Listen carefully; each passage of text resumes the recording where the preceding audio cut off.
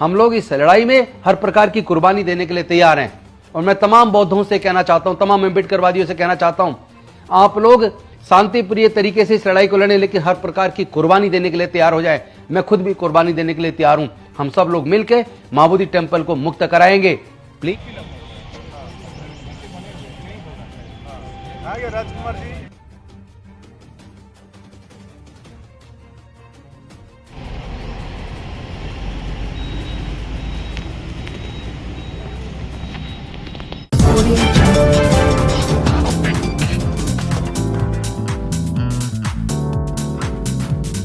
नमो बुद्धाय, जय भीम, जय भारत, जय संविधान, जोहार। साथियों, आप सब जानते हैं कि महाबोधि टेम्पल जो बोध गया में स्थित है, वो एक ऐसा महान और पवित्र स्थान है जहां तथागत बुद्ध को लंबे तपस्या के बाद ज्ञान की प्राप्ति हुई थी।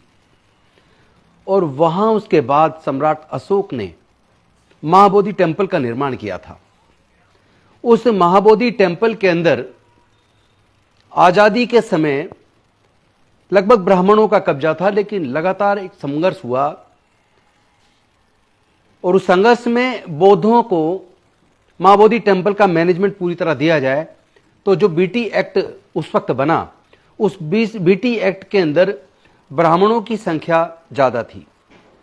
उसके बाद भी वो संघर्ष समय समय पर जारी रहा और लगभग अब से 25 साल 30 साल पहले भंते सुरई ससई, जो एक जापानी भिक्षु हैं और नागपुर के अंदर रहते हैं, उन्होंने लंबा संघर्ष किया और उनके साथ मिलकर हम लोग समता सैनिक दल के रूप में और तमाम संगठनों ने मिलकर संघर्ष किया और बीटी एक्ट में कुछ बदलाव हुए, जिसमें आधे पंडे और ब्राह्मण और आधे बौद्ध भिक्षु उसके मेंबर बने।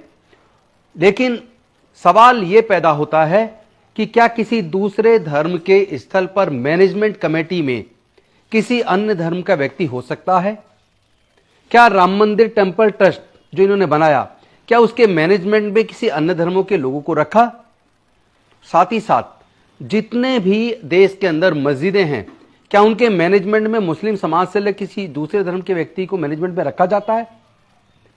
क्या हिंदू मंदिरों में मैनेजमेंट कमेटी में किसी दूसरे धर्म को रखा जाता है? क्या चर्च के मैनेजमेंट में ईसाइयों से अलग किसी दूसरे धर्म को रखा जाता है? क्या गुरुद्वारों के अंदर सिखों से अलग किसी दूसरे धर्म के लोगों को मैनेजमेंट कमेटी में रखा जाता है? जवाब है नहीं रखा जाता। तो फिर महाबोधि टेम्पल महाविहार, जिसमें पूरे दुनिया के बौद्धों की आस्था है, भारत के बौद्ध लगातार बीटी एक्ट में अमेंडमेंट करने की मांग कर रहे हैं। ऐसी कौन सी मजबूरी है बिहार सरकार की और केंद्र सरकार की जो इस एक्ट में अमेंडमेंट नहीं कर रही है? क्या कारण है? पिछले 12 तारीख से लगातार क्रमिक भूख हड़ताल जारी है। अनेकों बौद्ध भिक्षु और बौद्ध मतावलंबी उपासक एवं उपासिकाएं लगातार भूख हड़ताल पर वहां बैठे हैं, लेकिन सरकार के कानों पर जूं नहीं रेंग रही है। क्या सरकार इतनी तानाशाह हो गई है? क्या सरकार को बौद्धों की आस्था की कोई फिक्र नहीं है? क्या तुम्हारी आस्था है, हमारी आस्था की कोई वैल्यू नहीं है? यह नहीं चलेगा। आप लोग कर क्या रहे हैं? एक तरफ आप एक मस्जिद को तोड़ते हैं ये कह के कि यहां राम मंदिर था, जबकि वहां खुदाई में जितने अवशेष मिले वो इस ओर इशारा करते हैं कि वहां साकेत नगरी थी जहां पे बुद्ध के ही सारे अवशेष मिले। लेकिन उसके बावजूद हम चुप रहे। आप लोग देखें कि आप पूरा का पूरा सरकार और पूरा कोर्ट सब उनके साथ हो गया और वहां बाबरी मस्जिद तोड़ी गई अवैध तरीके से, मस्जिद मंदिर बना दिया गया। हमने सोचा चलो कोई बात नहीं है, झगड़ा खत्म हो। लेकिन आप अगर अपने उस जगह पर जहां कभी बौद्ध विहार हुआ करता था, जो साकेत नगरी थी, वहां आपने मंदिर बना लिया, लेकिन ये महाविहार बौद्धों की आस्था का केंद्र है। आप बौद्ध लोगों को इतना कमजोर मत मानो। माना कि बुद्ध ने दुनिया को शांति और मानवता का संदेश दिया।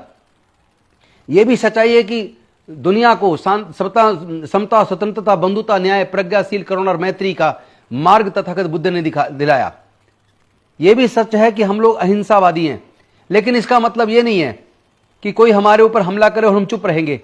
इसका मतलब यह भी नहीं है कोई हमारे धार्मिक स्थलों पर कब्जा कर ले, हम चुप रहेंगे। मैं पूरे भारत के बौद्धों से निवेदन करता हूं, मैं भी बौद्ध गया आ रहा हूं बहुत शीघ्र। आप लोग भी बौद्ध गया आइए या अपने अपने राज्य में बीटी एक्ट को पूरी तरीके से रिपील करने और महाबोधि टेम्पल का पूरा मैनेजमेंट बौद्धों को दिया जाए। इसके आंदोलन को अपने अपने राज्य में तेज कीजिए, अपने जिला मुख्यालयों पर तेज कीजिए। इस लड़ाई को तब तक लड़ना पड़ेगा जब तक महाबोधि टेम्पल का पूरा मैनेजमेंट बीटी एक्ट को रिपील करके बौद्धों को नहीं सौंप दिया जाता। मैं नीतीश कुमार जी से कहना चाहता हूं और नरेंद्र मोदी जी से भी कहना चाहता हूं कि तुरंत आप इस ओर संज्ञान लीजिए और तुरंत अतिशीघ्र कार्रवाई कीजिए। इस एक्ट को तुरंत रिपील करके अध्यादेश लाकर, जब तक कि आप एक्ट बनाए तब तक अध्यादेश लाकर इसका पूरा मैनेजमेंट बौद्ध लोगों को सौंप दीजिए। अन्यथा पूरे देश में बहुत बड़ा आंदोलन चलेगा। हमारी शांति को और हमारे प्रेम भाव से जिस तरह हम डिमांड कर रहे हैं, इसको आप अन्यथा ना लें। हम लोग इस लड़ाई में हर प्रकार की कुर्बानी देने के लिए तैयार हैं। और मैं तमाम बौद्धों से कहना चाहता हूं, तमाम अम्बेडकरवादियों से कहना चाहता हूं, आप लोग शांतिप्रिय तरीके से इस लड़ाई को लड़ें, लेकिन हर प्रकार की कुर्बानी देने के लिए तैयार हो जाए। मैं खुद भी कुर्बानी देने के लिए तैयार हूं। हम सब लोग मिलकर महाबोधि टेम्पल को मुक्त कराएंगे। प्लीज सब लोग एकजुट होइए और अपने आस्था के केंद्र, अपने बुजुर्गों की सांस्कृतिक विरासत महाबोधि टेम्पल को हम लोग मुक्त कराकर बौद्धों के अधीन लेकर रहेंगे। बहुत बहुत धन्यवाद। नमो बुद्धाय। जय भीम, जय भारत, जय संविधान, जोहार।